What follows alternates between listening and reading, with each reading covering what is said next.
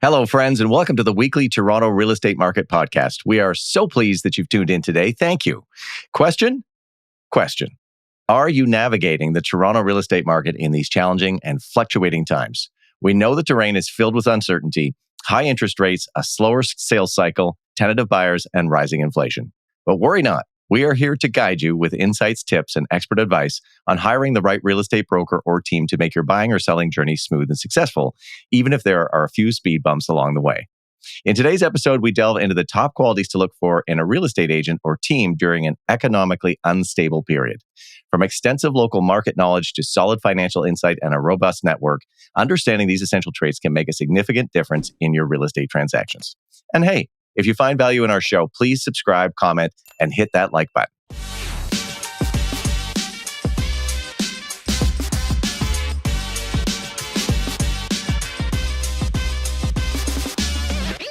My name's Ian Busher. I'm a broker with the Marin Team. This is Kori Marin. Keep her number handy. She's our in-house hype girl and resident expert listing broker. And of course, a good man to know, Mr. Ralph Fox, our analytical, investor-driven macro picture watcher. And last but never least, today's special guest, Fox Marin superstar team member and stats master, Jerome Werniuk.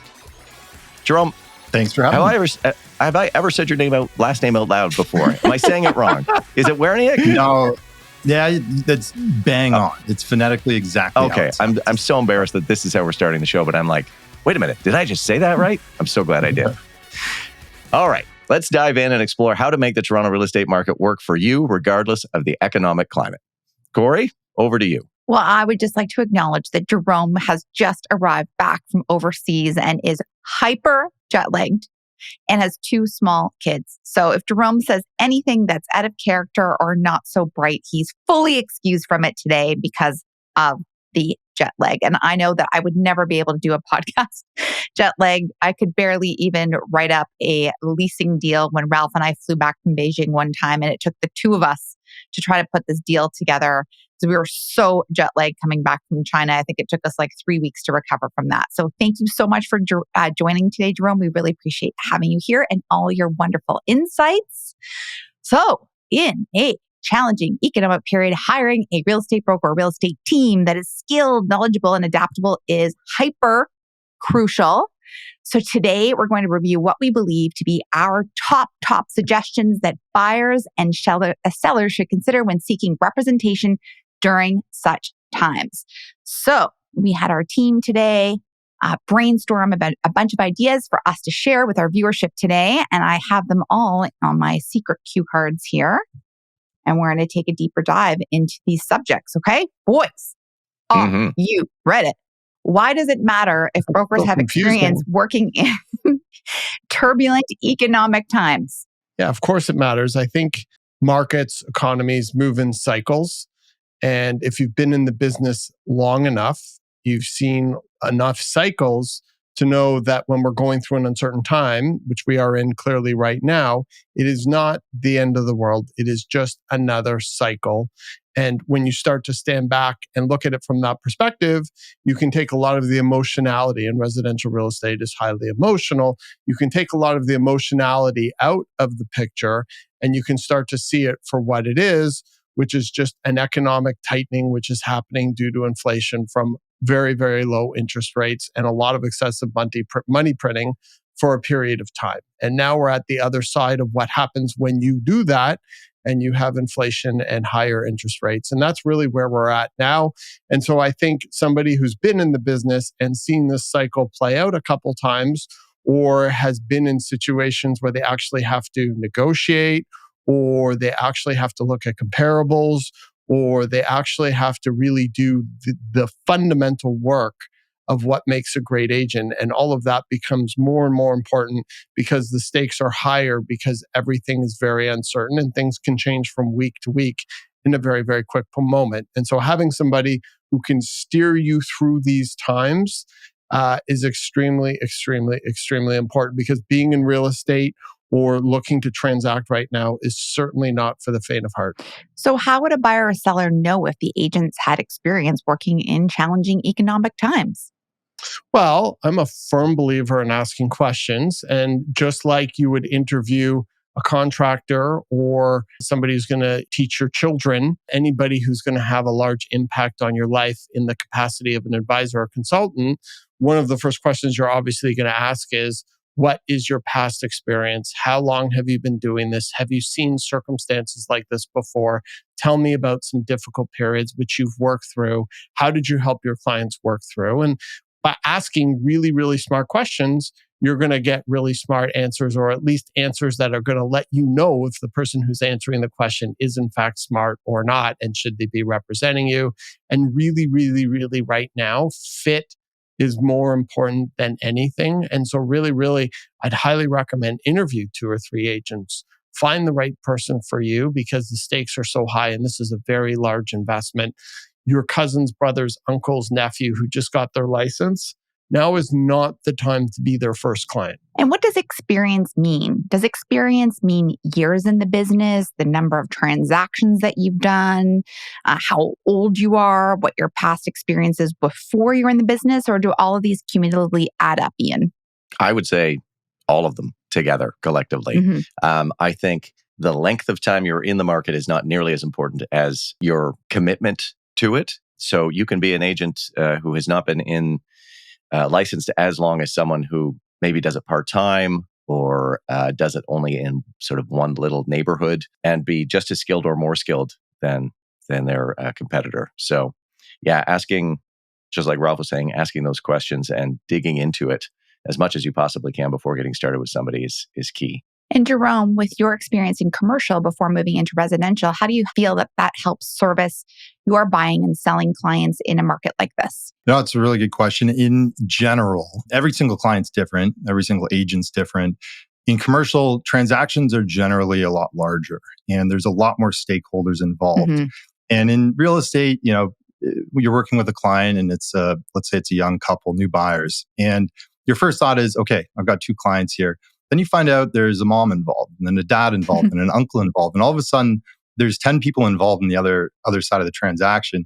Same is true in commercial. And I would say there's actually a lot of similarities there. You'll be dealing with an asset manager if you're leasing out one of the properties in their portfolio. But realistically, there's a whole food chain of asset managers, property managers, analysts, everybody that's coming together as a team that you're servicing. So there's a lot of similarities between residential and commercial when it comes to navigating with your clients and clients being navigated by their agent. And so does that give you a lot of confidence working in a market like this, which is changing week over week? Yeah, absolutely. In commercial, you're playing with institutional clients. I shouldn't say you're playing with money, but they're looking at things in a sort of 20 to 50 year time horizon. And in residential, a lot of clients are they come to us first with a 1 or 2 year time horizon. And it's our job as agents in residential to take more of a commercial approach. Say, you should think about this in a 20 to 50 year time cycle. Where are you going to be if you have kids down the road? If you have grandkids, where is that going to land you? And coming from the commercial side, I think it's lended well for me to kind of bring that long-term perspective to clients. So they're not just thinking about day to day, they're thinking about decade to decade. I love it. Great answer. Okay, so when we're looking for representation, again, challenging up and down economic period, we definitely want our brokers to have excellent pricing and strategy skills. So I'm going to start this off a little bit because I feel like I do a lot of the pricing on the selling side for Fox Marin. Yes, you do. And all of the hard properties when people are offering. Kori, can you put your eyes on this one for me? There's no possible comparable to anything like this that's ever sold. I know, it's really funny. I never did well in math, but for some reason I can price properties. This is a time period where I think you have to be very conservative with your pricing and provide a wide range of potential sold price to the seller. So worst case scenario, what the property is probably worth on paper, and then a best case scenario, and then probably work off of the worst case scenario and really temper expectations off the top. And then also explore the idea that what happens if your property doesn't sell? Can you still make a move forward? Could you rent out your property or keep it vacant for a certain period of time? Are you okay to acquire something else and sit on this property for 3 months, 6 months, a year? And what does that look like? And what does your relationship obviously look like with your mortgage broker? And we'll get into those nuances shortly. So pricing has to be exceptionally conservative. We are not expecting record smashing sale numbers right now. It's very unsexy. And we've said that on the podcast before. But I actually think that if the seller has expectations that are reasonable and are on the conservative side, and they're okay for their product or asset to sit on the market a little longer, and they have great representation, they have a property that is staged, styled, and marketed to its best potential, then the property will sell in due time. I really do feel confident about that. It's just not going to be at the pace and the velocity that we are used to working in a market like Toronto, where things were selling at sometimes like an hour after we went to market. I mean, there has been many times we have never even put the marketing materials out to the world to see. Like by the time everything's printed and ready to go, the property was sold. So we are not in that time. And then in terms of strategy, so strategy being like, do you list low and have an offer date? Or do you accept offers anytime? Or do you accept offers with a 24-hour irrevocable? I think you really want to narrow down on that strategy depending on the price point that you're in, the asset class that you're in. Are you a condo? Are you a freehold? Are you under 1.5 million? Are you over 1.5 million? And who has been successful with what strategy the week or two you've gone to market? So oftentimes we're telling our seller clients, we don't need to make a decision about the final list price and the final strategy until the very last minute. So that's how we're handling this. We want other people to make mistakes and they can shake that out. And we can learn from their wins and we can learn from their challenges and then copycat what's working and not working. I had a comment or an answer to the question I thought I would jump in with right away is, pricing in a market that's not quite as soft when things are tight and there's lots of offers flying around, there's bully offers coming in. If you're on the listing side, in a market like this, it's more important than ever that your agent is on the phone talking to other agents in the area of comparable properties that have sold recently to get the boots on the ground information of what actually went down. It's not just looking at a spreadsheet and making a couple adjustments here and there, but how many buyers showed up to the open house? You got to pop by. You got to see how the other listings are doing. How many showings did they get? How many offers did they have on the offer date? And how did the action go down? If you've got a good relationship, if the team that's working for you has a good relationship with other agents in the city, they're a lot more willing to share that information. And that information combined with our pricing analysis and everything else we do, that's what's going to make a difference to properly strategize and properly price a market property when you're listing in these market conditions. I could not agree more. And then when you're looking at market valuation for your buyer clients and they're offering on a property, are you giving them ranges that are lower? Are you comparing it to what is sold the week before? You look, how far back are you going with comparables? And then how are you educating your buyers about value? You need to go back and look at comparables, the most recent comparables possible, the most comparable properties. But in conditions like this, you quite often end up going back almost like a year or 2 years to when price points were similar after you see, a peak in the market and average prices going down. And so you're comparing them to not necessarily the most recent comparables, but similar market condition times, if that makes sense. So going back true. a year and a half, 2 years. And you never know. You might call up an agent from property that sold 2 years ago and get some information that's going to be helpful for you to come up with a strategy on the buy side. I totally agree with that. So there's times when I'm working on pricing, when we're in very accelerated times where I'm only going back 3 months and I'm looking at quarterly pricing. And now I've noticed myself going back a full year, using that as my first checkpoint. And then if I feel like I need more information or data points, I'm going back 2 years. And I'm really looking at what was the peak, the highest in this building ever for this type of unit and size and room count. What was the highest ever on this street, this neighborhood in semi-detached or row houses? And then I'm sort of using that as being like, okay, this is the high end of the range. Let's pull back from there because we know that we're not going to be reaching the peak right now. So I'm pulling back from the highest record-breaking sales and adjusting down. Makes a lot of sense to me. Ralph, do you want to add anything to this? Yeah, I think on the buy side, you have to be more intentional and calculated in this environment than ever. When mortgage rates were at 1.5%, it was very easy to say, yeah, let's just throw another $100,000 on the barbecue there. No problem. Now it's like every dollar you're putting in costs a lot. Mm-hmm. And there's questions of appraisal. There's questions of monthly costs. There's all kinds of considerations that are much more predominant in an environment like this than a high-flying environment that we've seen before. And so a lot of calculation has to go into an offer, especially if your client has to then in turn sell a property or needs to sell something at some point in time. What is the downside of them selling their property? And then you have to go really conservative on their pricing because you always want to protect the downside. And so in any business situation, the first question I ask is, being an optimist, but still the first question I ask is, You're an what optimist? is the worst? Well, most of the time.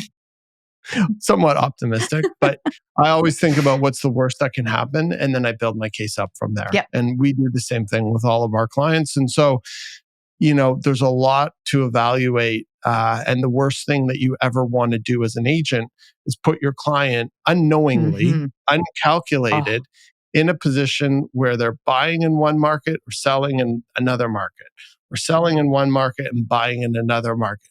That's when people can get really hurt financially.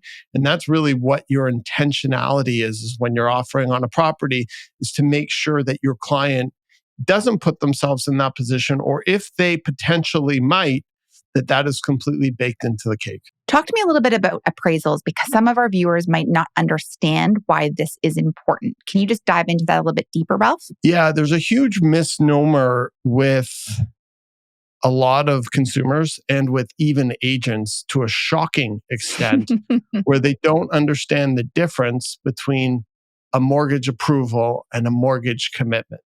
So when somebody has an approval, it just means that a financial institution or a lender has given them a piece of paper saying that you are approved to purchase a property based on your financial covenant of, let's say, $1.8 million. That does not necessarily mean if you buy a $1.8 million house and you have no conditions on it in your firm that they're going to actually lend you the money. The reason being is because the bank has the right to actually appraise the value of the property. And so if you have firmed up, you have no conditions, you're waiting now till close, you've acquired a property and you've paid 1.8 and you're like, I'm approved for 1.8, but the bank's appraisal comes in at 1.7, you will have to personally come up with that $100,000 differential.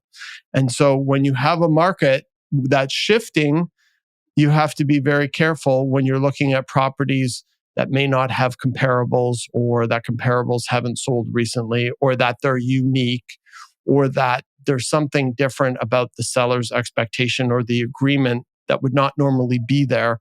All of these things take a lot of careful calculation and consideration. The appraisal makes me so nervous, and it should. Yeah. But gosh, it makes my palms sweat. The appraisal. It doesn't matter what market we've been in, the appraisal always makes me nervous. And I've only had one situation where we did not hit the appraisal value.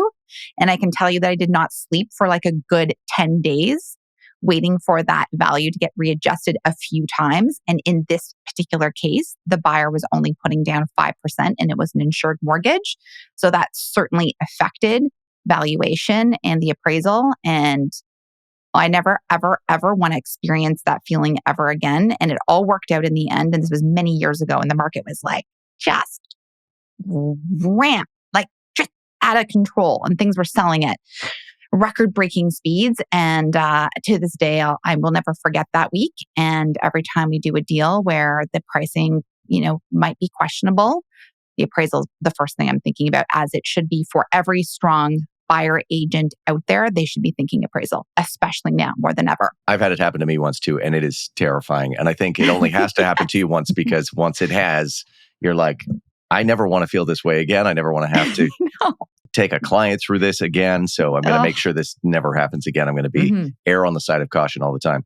I wanted to bring up flipping that around when you are on the selling side and you're receiving 10 offers, and one of them is so extremely high. Ridiculous. And of course, your seller is like, we're taking this one all day long. We want this one. And the fact that your agent, what this podcast is all about, is having an agent who knows how to deal with an offer that is so good that it's too good to be true, that you, as the seller agent, are like, I'm not sure that this is going to appraise. I mean, you've been analyzing this house maybe for months in order to list it. And now you've got this offer that is, of course, you want to take that money. I'm not sure the bank is going to give you that money to give to me as a seller. So that's another thing that we should point out too, is your agent, when selling, should also be aware of these appraisals. 100%. And then you find out they're an all-cash buyer, though, and then everyone's like, yes, exactly, all-cash buyer, my favorite. Yeah, but knowing what that means and knowing how to interview that buyer agent to get that information out of them so that you can sleep at night before that deal closes is another key thing we should throw out there right now. Yes, and sometimes it's worth the seller taking the risk on the appraisal because the price is that good. But then you have to have those conversations with your selling client that the appraisal might not happen, and what would that look like for them as well. So there's many nuances here, and I agree that only experience will help you know how to navigate this either way for buyers or sellers. 1,000,000%. But gosh, the appraisal, I'm like sweating just thinking about it right now. All right, next on the list. The A word. The A word, palm sweats. Okay. I don't think this could be more crucial when hiring a buying and selling agent in a changing market. Strong negotiation skills. Now, everybody says this, okay? Everyone says, oh my gosh, I have such amazing negotiation skills. But what does that actually mean in real estate? I'm going to start with Ralph because I often throw the torch to Ralph to negotiate some of our tough, brutal deals. So I'm going to pass the torch to Ralph to kickstart this subject. I think there's a misnomer in this business whereby agents think they have to play a part.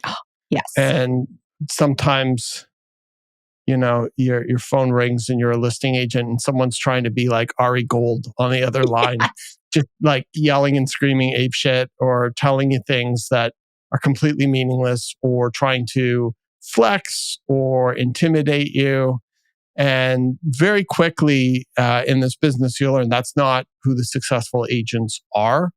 And the successful agents realize that they're just facilitators. They're to create win-win scenarios for their clients. And it's never, ever, ever about an agent's ego, ever. It's nothing to do with it. Get that out of your head if you're watching this and you're a new agent. It has nothing to do about you.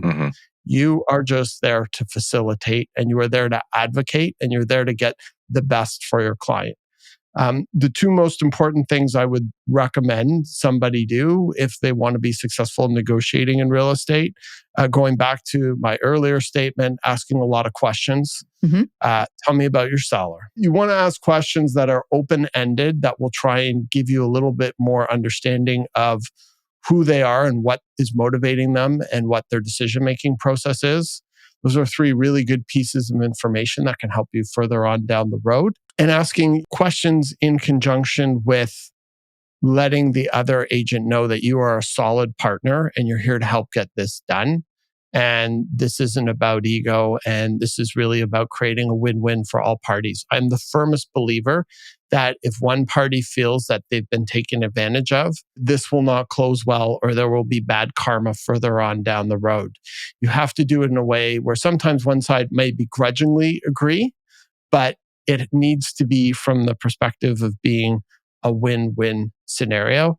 And I think listening, and again, going back to channeling your Ari Gold, I think the best negotiators are really strong listeners who can take the scenario and really take 17 complex issues and really hone it into one or two main themes and then try and solve those themes. If you do that, you'll get a deal. And I think that's really the most important thing, is being able to just listen, synthesize the information, ask the right questions, and then really just understand what the bottom key issues are, and then start working on solving that. Generally, depending upon the scenario, if you're really far apart, I like to start with the small things and the easier ones and work your way up to the harder ones as you go through the process in a negotiation.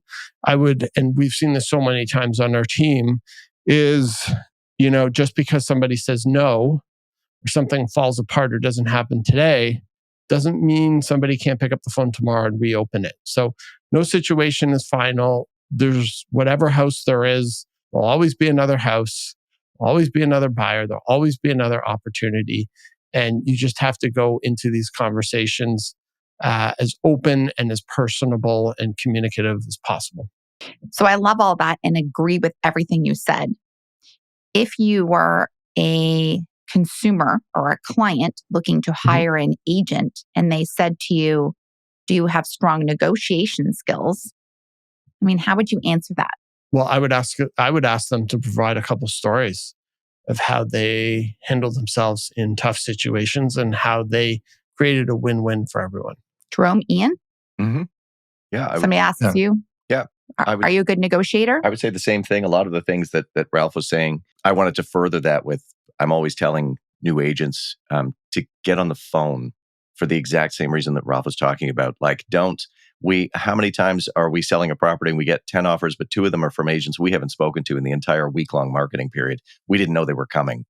And there's things in there that are wrong, and maybe their offer's really good, but I want to know about your client. Like, the key is good and clear communication. And Ralph's absolutely right. Being a great listener, but also a good communicator, and remembering that, and this is how I might answer the question if it was asked of me by someone potentially thinking about using me. We talk about a market that is a buyer's market or a seller's market, but regardless of which one it is, both sides have a problem. Buyers want a property and sellers want to unload a property. And sometimes sellers have an easier time, sometimes buyers have an easier time. In Toronto, for a long time, it's always been sellers have had an easier time, but they still have a problem and they're still nervous.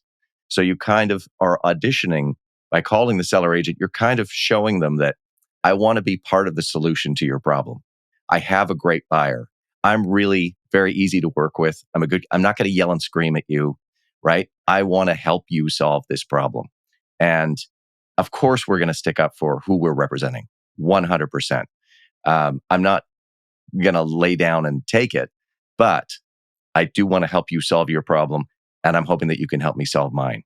And sometimes that level of communication with the other side will get you a property, even if you don't have the best price, because of that trust, communication, cooperation, respect is a big one too. Respecting the other side and hearing them out.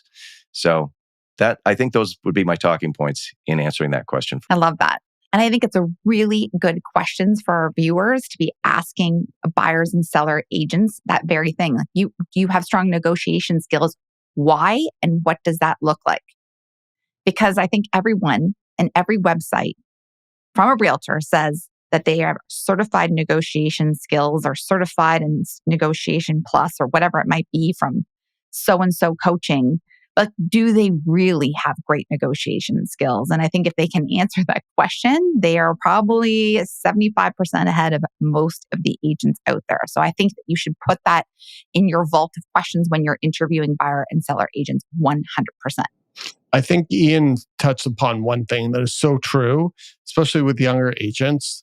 They don't want to pick up the phone. Like, you'll be like, someone's just texting you. You don't even know who it is. You're like, are you an agent? Like, why? What are you asking about this property?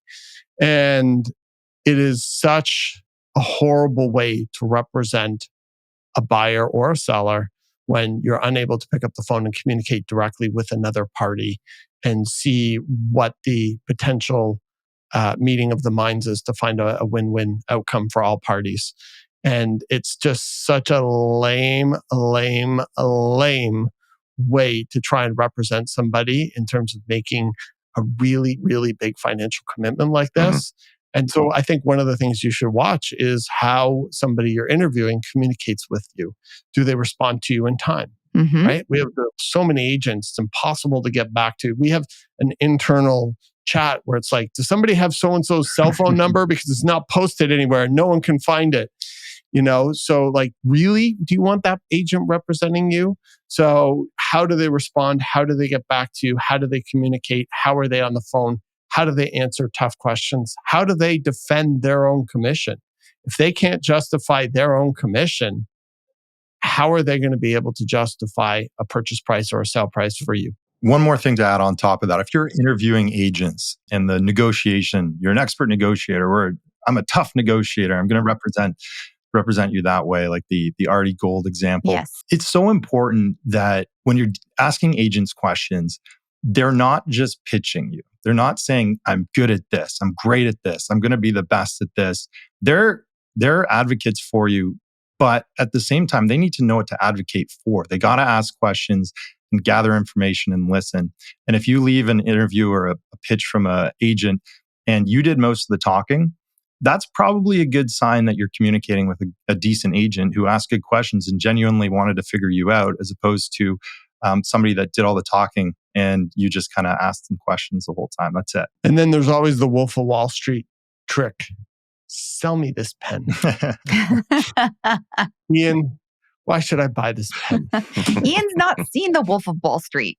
Remember, That's we right. talked about How's that. that possible? We talked about it at our breakfast meeting. Oh my Oh, God. here we go. The movie shaming Ian. begins anew. I just Okay, I'm still gonna can't watch it recover tonight. from that. I'm going to watch it Still tonight. can't recover from that Why one. did you not see We that talked movie? about this. We're not You going promised me you'll watch it tonight. It's like 3 hours. Yes, I'll do a book report on it for our next meeting. It's such a good Perfect. movie. Oh my Oh gosh. my God. Yeah. I feel like I have seen it from all the memes and references and everything already. So good. No. You are going to No. love it Scorsese, so much. you need the whole experience. It's so good. The Matthew McConaughey and his like whole role is just so good. Oh my gosh. I'm actually jealous you've never seen it. So think of it as Yeah. envy on my part. You're a lucky guy, Yeah. Ian. Seriously. I'm saving them all up for retirement. I'm in real estate. I got no time. I'm busy negotiating. All You're right. waiting for the next pandemic. Yeah, seriously. Well, we didn't get to experience that movie watching bread No. baking thing that everyone else was doing. I was so No, jealous. I heard about I that. was like, what is this bread baking thing that people are doing? Yeah, I think We we were had all, 2 like, in weeks off and we were hazmat right suits. back into it. With our hazmat suits on Yeah. and like our gloves. Yep. I'm essential. The market just takes off. We'll have to do a whole podcast just talking about those like first 2 Pandemic months. memories. Yeah. Oh my gosh. Yeah, that would actually be a really Oh funny my one. God. I will laugh the entire time. Memories from COVID. Yeah. March 2020. Where were you? With some exhibits like, Well, here was my mask. Here's my hand sanitizer from the car. So moving on. Why in a changing market is having a transparent and honest communicator important in your broker? Jerome. Your broker's job is to help you accomplish your goals. And that starts, the number one thing that we need to do as good agents is identify what those goals are. Because a lot of clients come to us without knowing what they really want. Or maybe they come to us with an idea of what they want. And by the end of the purchase cycle or the sale and purchase cycle, it's completely different. And so it starts, number one, by identifying the goals of your client before you can even begin to think about accomplishing them. Things that aren't really talked about in our business is fiduciary duty. And that is like the most sacred obligation an agent has in the agent-client relationship, is an agent looking out for the financial best interests of their client, irrespective of any transaction, irrespective of any commission, irrespective of anything. And foundationally, we have built our company, we've built our brand, we've built our business on the premise is that if you take care of your client's long-term best interest, you'll never have to worry about finding business because the business will just come to you. You don't even have to worry about that. And so it really doesn't matter whether somebody buys something today, a week from now, a month from now, 6 months from now.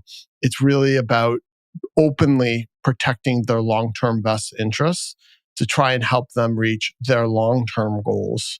Not short-term, but long-term, because real estate really is a long-term play. And it's a long-term play financially, mentally, spiritually, goals, relationships, family, so much all gets wrapped up into it.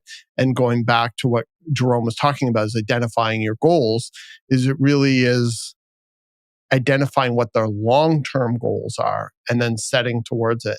And one of the things a lot of younger people who are setting out in the Toronto real estate market may not understand or may be frustrated to find out is that we have a property ladder here in Toronto, and your first purchase is not necessarily your dream home. So if this is what your dream home is, and that's not achievable today, then what steps through real estate can you take that over time will get you to that target? Mm-hmm.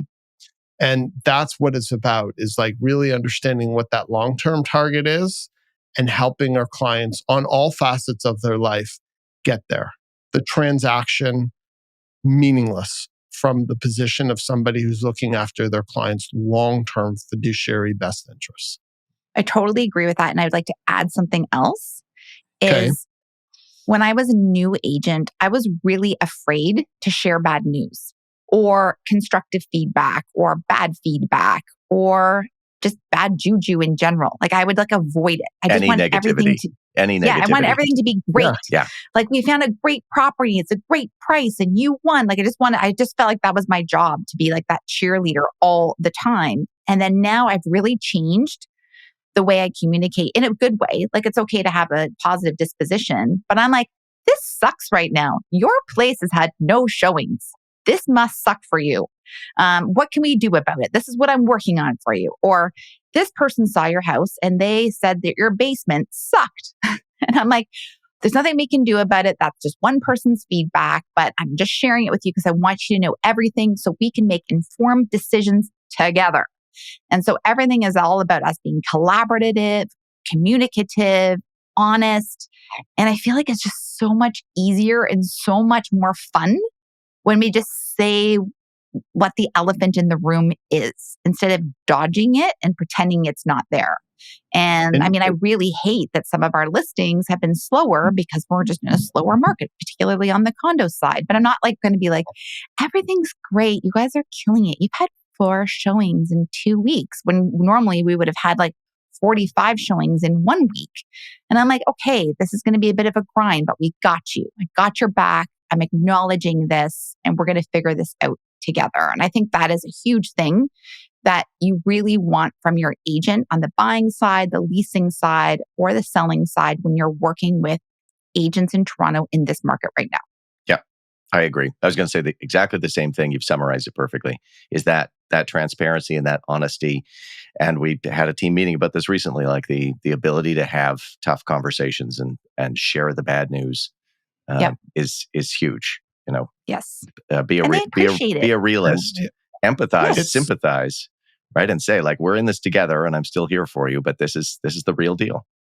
This is what I think we should do. You want to be a good buyer agent, you should be able to walk into a property with your clients and be like, this property sucks, we're leaving. Nope, you're not allowed to buy this property. You shouldn't be there to sell them. And you should also not be afraid to have an opinion and tell them what you think, because that's really what you're there to do. You're the knowledge broker. You're the person with the experience. That's why you're there. And you should be able to guide them through the actual process. And a lot of people are very much afraid to do that. And it's just interesting because sometimes on the listing side, when we do an open house, we get to see an eavesdrop on other agents and the way they talk to their clients. And I'm like, oh my God, like just leave them alone. Like just let them feel the space. Cringe. Just shut up. Yeah, they know that that's a kitchen. You don't have to tell them that that's a kitchen and that's the backyard. They get it. Like, and I think that's one of the other things, like just even the capacity of a buyer agent or a listing agent, even let someone just walk into the space and feel the space and let them sort of come to their own conclusions or formulate their own questions and then have a dialogue. And I think if you're a consumer, we're working with somebody who doesn't make you feel pressured and is able to give an unbiased, honest opinion to not move forward, and having that capability is really, really important. And you as a consumer are never going to trust your agent unless you feel that that's there. And I think you'll have that client for the rest of your life if you are transparent, open, and communicative. Like they just forever, like if they are going to be forever your client because you've got their back. Jerome? And if you're an agent and you're not being transparent, and every property you walk in, you're like, oh my God, you see the potential of this. That's amazing. That would be exhausting. I can't even imagine what that would be like. I have clients that are out of town right now, and I've been doing some video walkthroughs for them since I got back.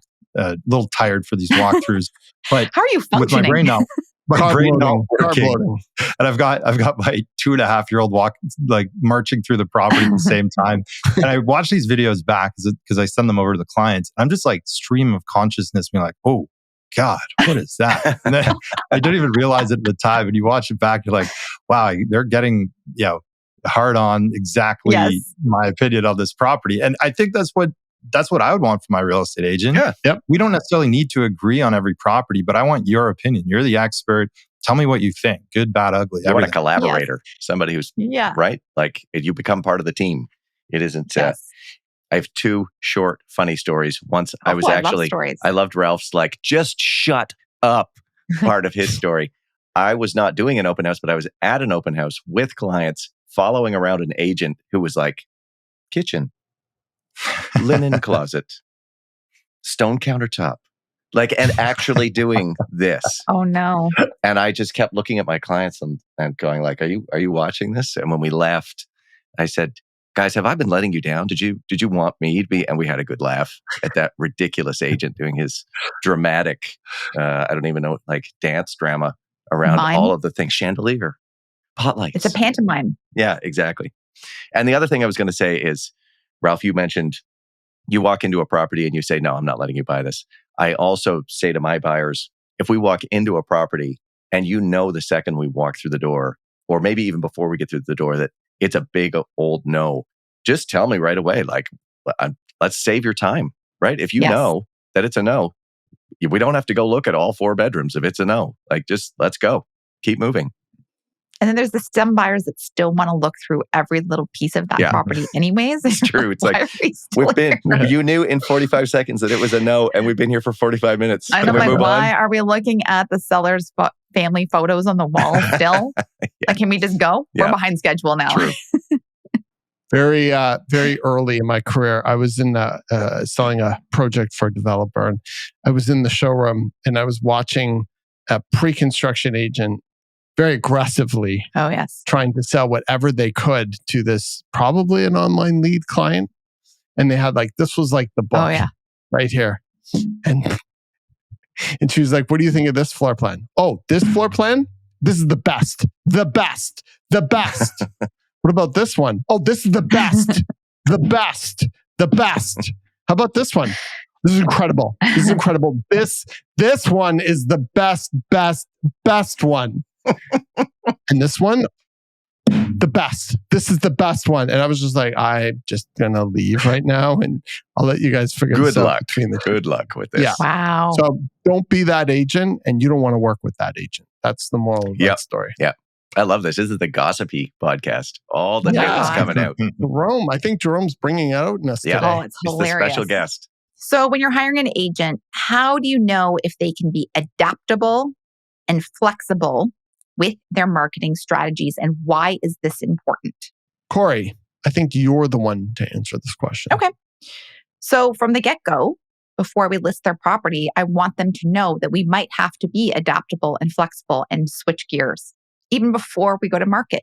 Actually, when we probably do their initial pitch, and especially now more than ever. So we're talking about all the various options. In fact, yesterday, I did some pricing, because that's what I do, for some clients that are selling a property in a condo complex that has a lot of inventory for sale. And I actually gave them 2 options. Option being, price it at this and let's have a wait and see attitude. And if it doesn't sell or we're not getting appointments within the first 7 days, we drop the price right away to this price. Or if you want to sell it right away and get activity right away, I think that this is the second option if this feels better for you and your goals. Sorry, Ralph. In context, they've already bought a property. So we're talking about this. So we're let's work together on finding a strategy that works for you in your goals and the property that you purchased. Both are smart and wise strategies. And I want them to feel that we can be adaptable and flexible with the best option at the right point in time when they're ready to go to market in about 7 to 10 days from now. Also, I want seller clients to know that if we've hit the ground running with a certain strategy, and in the first week, we're not feeling the good spidey senses, we're not seeing activity, showings, phone calls, requests for status certificates, requests for home inspections, then it's time to start having those real, transparent conversations. And maybe we need to switch gears. We need to start thinking, maybe we need to do a price reduction. Maybe we need to host an extra open house. Maybe we need to change the photo images. Maybe we need to add extra budget to your digital marketing plan. Maybe we need to call agents that have just done transactions in this building, whatever it is. And I think if the seller, and I'm speaking more from the selling side because I work more with sellers than buyers, I think if from the get-go, they know that they have to be responsive to that and there are some different avenues we can take, then I think we're going to have a great partnership. But if you're not setting them up for success from the beginning and letting them know that not every strategy is bulletproof, especially now more than ever, then they're going to be disappointed and frustrated. I think it's really, really, really important to ask questions around what is their strategy and how would they approach it. Yeah, like I saw a fairly established agent list a property on the East End, like a expensive loft, priced low, holding off on offers. And I was just like, what are they thinking in this market? And they're acting like it was April or May, and it's not the appropriate strategy to approach selling a unique property like this in this type of market. And so I think trying to understand what a selling agent's strategy would be or how adaptable they could be, because we have to remember right now, we're in such a unique time where so many things are affecting the market outside the market, like October 25th, Bank of Canada announcement. How are you potentially making your decisions strategically, knowing that there might 50-50 right now be another interest rate announcement? So are you trying to rush to get to market early? Are you looking to accept maybe less appealing offer, knowing on the other side of that 25th date, there could be a dramatic shift in market sentiment? Are you thinking about when is October long weekend and making sure that you're not holding offers on it over the course of the week? Are you looking at the calendar? Like, there are so many mistakes that less experienced agents or agents who are new to the business just don't see. And in a market where it's going up month over month, every month, those type of mistakes you can get away with. But when you have a flatline or declining market, those type of mistakes can cost you on the listing side and on the buying side. If you overpay, if you can't qualify for a mortgage rate, if you don't understand how to take data and make sense of it, if you can't think about what the long-term opportunity is for you and your family on buying a property right now, and if somebody can't help you with all of those things strategically, then you should find somebody who is. I think I know a team. Tell us. God, me too. I know the same team. Jerome, Ian, do you want to add anything to this about being adaptable and flexible with your marketing strategies? Only analyze, and keep doing it all the way through the process. What you've decided to do from the outset may not last, and be open to pivot, shift, change. That is kind of, I feel like, the summary of it. While listening to the gut at the same time, because the gut knows too. You have instinct for a reason. Listen to it. There's something that we see a lot, analysis paralysis. And that's why it's really important to work with somebody who's been doing this for a long time. So it goes with that 10,000 hours of instinct, knowing when something is an opportunity and knowing when and when not to make a move. And again, that comes back to something that you just cannot buy with experience. And so right now, having instincts as a buying agent and as a listing agent are really, really, really, really, really important. When you are hiring a selling agent to sell your property, condo, or freehold, you really, really want to ensure that the listing agent can deliver on top-notch staging and digital marketing presence. Why does this matter now more than ever? Rough. The number one thing in residential real estate is that it's highly emotional. And if you cannot make a connection with a potential buyer or even their buying agent with a lot of inventory on the market, and you can't stand out and you can't have people emotionally resonate with the property, they're just going to pass you over and move on to the next property. And they're certainly not going to consider paying a premium unless you're able to show and market and tell your story of your property at its highest and best. In a market that's going straight up 10% month over month, you can hire your cousin or your brother, your uncle who just got their license and let them take cell phone pictures upside down on their iPhone and post them on MLS and get away with that. You cannot get away with that right now. And there's a great quote by my hero, Warren Buffett, who says, when the tide goes out, that's when you see who's not wearing a bathing suit. And right now, poorly marketed, poorly listed properties are really going to get exposed and they just aren't going to sell in this market, period. Don't let that be you. That first picture somebody sees online of a listing, just literally so important. And I've been in many situations where my client sends me a property and says, hey, I want to see this. And I don't know if it's the best property for them. I've kind of gone through everything. And we get to the property and they're disappointed. But it was that first picture they saw. It was a dopamine hit. They were excited and they got to go out and they got to see it. And, whether they're disappointed or not, somebody on the other end decided to take a really good picture of a really good angle, maybe good furniture in a property, and it pushed people into the door. And you never know. You need one buyer to pay the top dollar to sell that property. And that first impression is absolutely everything in this market. You cannot afford to miss any buyer opportunities to sell a property. It's the truest thing. Every showing counts. In the depth of COVID, we had a very challenging property condo to sell, a big condo right downtown. And Which one was that? I'll text you in the show note. It was on the market for like 45 days. And we had one showing. I know which one it is. And that one showing paid full list price for the property. Woo-hoo. So like in these types of scenarios, you might get only 1 or 2 or 3 shots to get somebody to put pen to paper because you're not getting 45 showings in a week anymore. You're getting 4 in 2 weeks. You're getting 4 in a month. So how are you going to ensure that when somebody comes into your property, they are going to connect with it as opposed to just moving on to the next one that looks better, feels better, smells better, tastes better? Mm-hmm.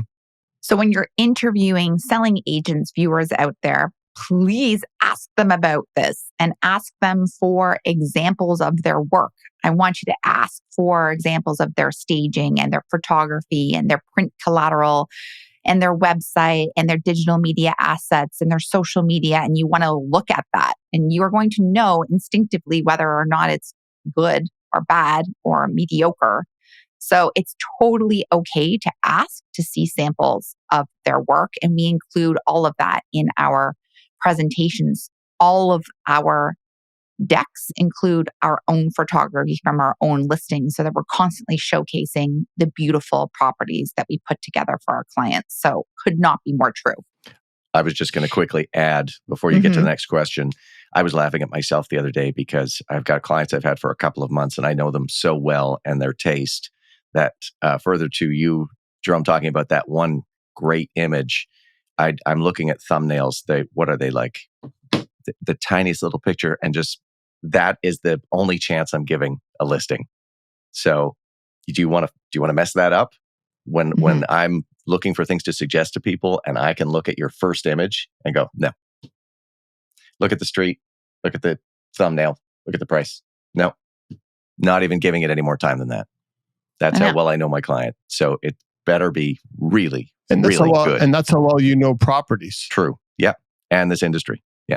And I've said this on multiple podcasts before, but like if you're selling a condo and the first picture you put is the picture of the tower, just shoot that agent right there. Like they should just be fired on the spot. Like nothing could be more uninspired than a picture of a concrete building in City Place. Like I just don't understand why anyone would put that as the first picture.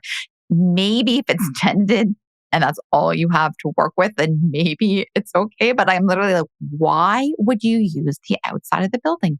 We have the ugliest condos here. They're like just boring. So, like, Kori, yes. what are your top 3 then? Like these are the showstoppers. Like, is it a view? It has to have a window in it. Of course. Yeah. Like it just drives me nuts sometimes when we are all collaborating and then I see the agent selections and then the hero picture does not have sunlight.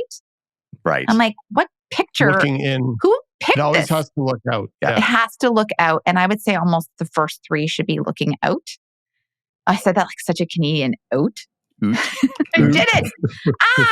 Out. Then after that first picture, that's an exterior shot. It's a 10-year-old condo, and the next 9 pictures are the renderings from when it was a pre-construction condo. Yeah.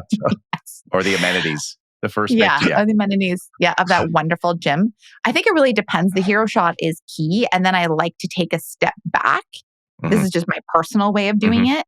So then the flow of the condo or the property makes sense. So then you start at the entryway and then you walk through as much as you can make sense of what it feels like to walk through the space. I try to put them in some sort of order from there after that first image. And I put all the exterior images at the very end so that if the buyer or the buyer's agent's clicking through and they arrow back, it's kind of makes sense going reverse, if that makes sense. Yeah. So let's pictures. let's get to the crux of how we got there, which is basically like you want an agent who thinks about the images and the presentation of your listing this much, right? I think obsessively is a better word. How does this flow? Does that first shot sell it? Right? Are they going to keep clicking through? And lastly, I just want to add, if you're going to take a picture of the bathroom, can you close the toilet? Right. For the love of God. So moving on, why is it important for the agent that you're working with to have great relationships with excellent mortgage brokers and lawyers, trades, repair people, and a huge network of support? Why is that important, Ian? Because this industry moves very, very, very quickly. And sometimes things need to happen after hours.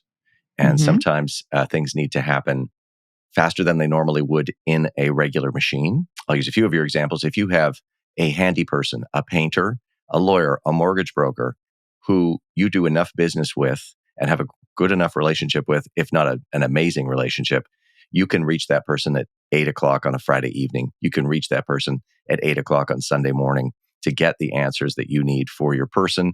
And if it's a tradesperson, they will find a couple of days in the schedule where they're painting a whole house to come over and join you because you've got a 911 listing. It's all about trust, connection, speed, communication. That's why all of those things are integral as part of your extended team. Jack of all trades, master of none. Nobody can be good and know everything. And as a real estate agent, a good real estate agent, we are really good at transaction and everything around real estate market. We are not legal experts. We're not expert in mortgages.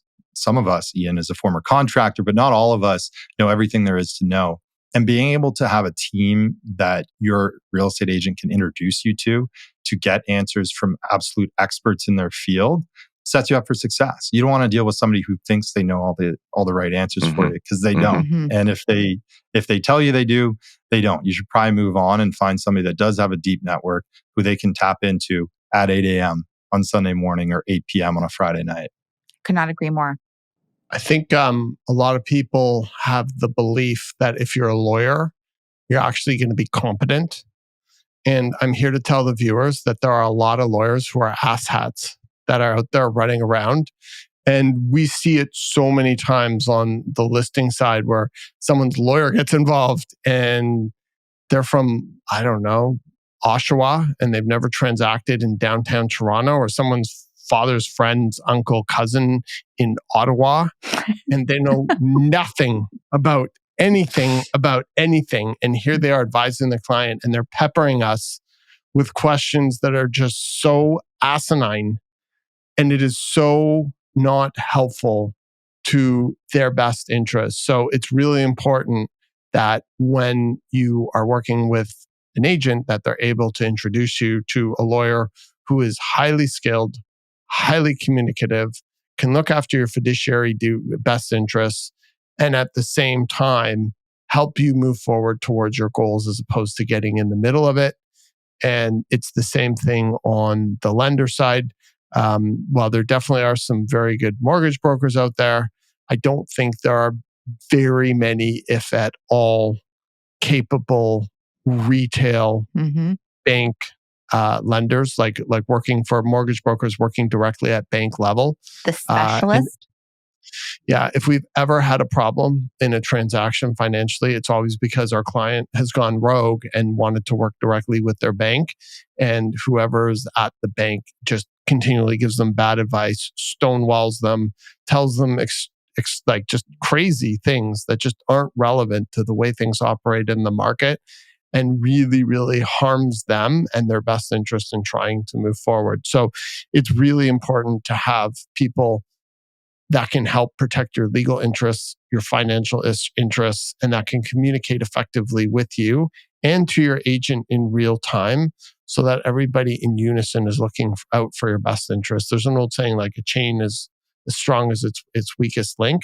And if you have a weak link, it's going to be a big problem, especially again in these type of markets where the margin for error is so low and the potential downsides can be really, really high. So have an awesome team and work with an agent or a broker or team that has these type of resources. And what Ian was saying is exactly to the point, not just somebody who somebody mentioned, like somebody who has a long-term business relationship with that agent or team.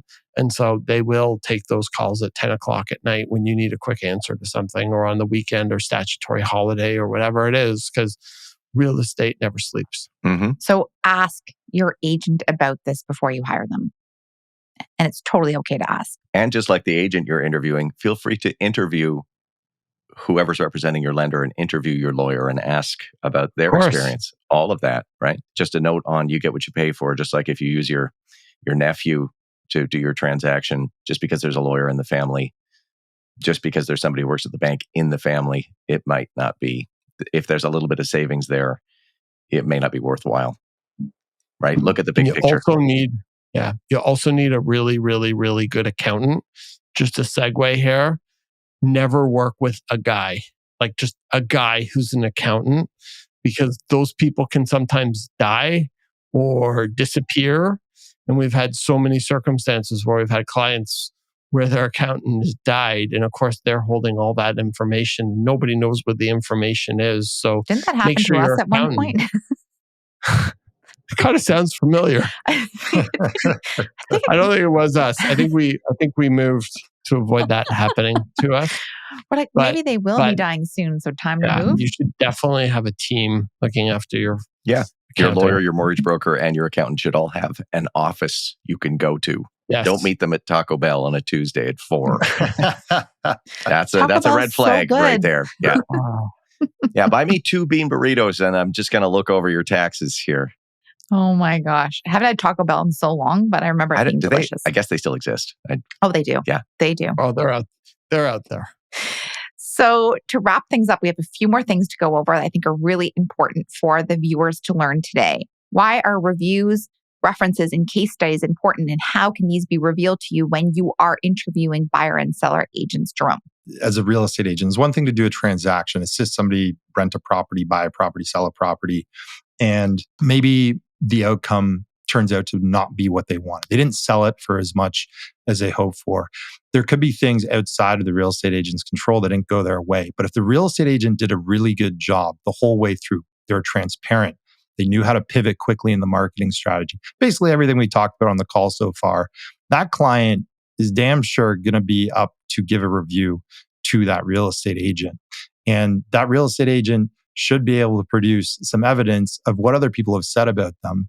And furthermore, they should be more than happy to refer them on to say, do you want to talk to one of my past clients who had this experience, or we just worked with to sell a property similar to yours in the same neighborhood, and get that information. It's a really, really powerful way to sort through agents and figure out what other people's experience has been with them. If your agent is not afraid to put you in touch with a couple of very satisfied past clients, that is a great way to do it. Yeah, I think case studies are great as well. Tell me when you've sold a similar property to this. Tell me when you've helped somebody purchase something like this, or how you've overcome similar type of scenarios or markets like the one that we're facing. Really important. And, when you're hiring somebody, you're going to speak to their references. You're going to look at their resume. You're going to ask a lot of questions. And essentially, when you're interviewing agents, you should ask for their digital resume and ask them to walk you through it and have them tell you about their experience and what they've done and what they haven't done. And there's great questions. Okay, well, I know what your strengths are. What are your biggest weaknesses? There's amazing questions that you could ask, that you would ask in an interview, that you could ask to another agent. And so asking those questions and really digging into their past and their experience and the references, super, super, super important. I also think, viewers, you should snoop. Just snoop on the agent. Go look at their Instagram account. Go look at their team account. Go look at, are they partying on the weekends? Or just snoop. You've got access to stalking here. Use it. Use your stalking skills. We all sleuth. So just get out there and sleuth a little bit. You're going to learn a lot. Look at their Google reviews, their website. Is it up to date? When was their last blog post posted? When was their last listing posted to their website? If it was a year ago, concerning. If their last blog post was 3 years ago, concerning. If you're looking at their Insta stories and they're on vacation all the time, concerning. There's so much information out there. So I think you sleuth as much as you can sleuth. And it's just like dating. Just get on your computer and do what you can do with those keyboards out there, people. If they have a full-time job at Taco Bell, they're probably not putting a lot of time into their real estate career. Taco Bell. This episode has been sponsored by Taco Bell. I don't think they're sponsoring us after this. Oh, I'm going to start getting ads on Instagram now. Yeah. Oh my God, I'm kind of having a craving for it. It's good. Forgot. Oh. Okay. This is the last one. When you have a cheat night, we'll all go. I don't know if it's worth it. We're not going to waste. I know. It's not worth it. I love it. For Taco Bell. I love it. No way. No. I would never. Okay. No. So the last point. Is there a difference between working with a team and working with an individual agent? And why should buyers and sellers care? Ian, I thought Ralph should field this one as the head of the team. I think you should start as VP sales, Marin. I think Jerome used the term a jack of all trades, master of none. And I think that applies here too, which is basically one person cannot possibly wear all of the hats that are required to have a successful listing that looks good, that checks all the boxes. It takes a village, right? And the team is that village where you've got people on that team helping, and no one's available 24/7. We try our best to do that, but there's a lot going on. You need people specialized as a team working together. It's too overwhelming, in my opinion, for one person to be as good at this as a well-oiled, well-functioning machine like a team. Impossible. Yeah. Jerome, you wanted to say something? There is a big difference in team. Just because somebody works on a real estate team doesn't mean it's really a team. When I think of a team, I played a lot of baseball. Yeah. There's 9 players on the field at all times. And if there's never going to be 8. There's never going to be 5. And in real estate, I'm going to say this. I think the majority of teams, I'll put that in air quotes there, are really just one sort of major producer who brings in a lot of business and a lot of people underneath them that kind of just get handed off a leasing client here or a buyer client there.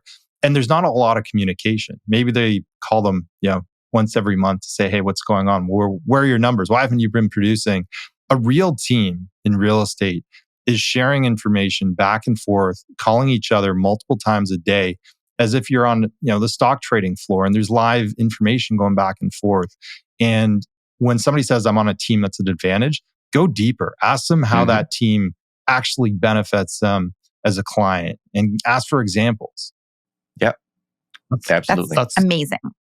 Ralph, you seem like you wanted to jump in there and say something. A high functioning team sees everything in real time. And when the market is shifting so quickly, I cannot tell you how many examples we see where an out-of-town agent or a single agent in certain situations is pricing a property and holding back on offers or not holding back on offers and just getting walloped because the market has shifted and they're not aware of that, and their client ultimately ends up losing. And so having that ability in real time to see what's happening across the city and be able to advise clients both on the buy side and on the sale side is just huge. And having the ability to have that network and that network effect of a hive mind in a market where everything is changing so quickly is so valuable to a buyer or a seller, because an individual agent,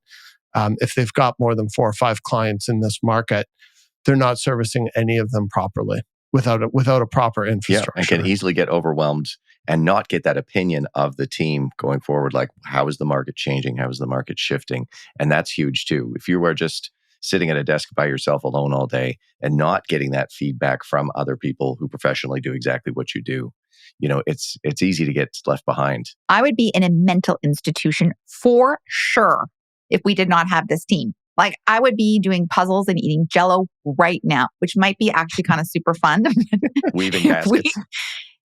Come to think of it. Like, yeah, that actually might be getting a little high on some drugs or something, maybe. But if we did not have the team working together to looking after our people the way we do, I literally would be like on the ground. And everybody works so hard to make sure that everyone has an amazing client experience from beginning to end. And I just love and trust everybody so much. And I think it does matter to the client experience, whether you're a buyer, a seller, a renter. And you deserve to be looked after. The stakes are very high, commissions are very high, and you deserve to have that type of team in your back pocket to look after you to make sure that you can cross the finish line. Yeah, like white glove experience. White glove. You deserve it. Mm-hmm. You deserve it. Mm-hmm. Well, this concludes an amazing conversation. I feel like we could talk about this for another hour easily, but I think it's time to wrap up. So, Ian. Yeah.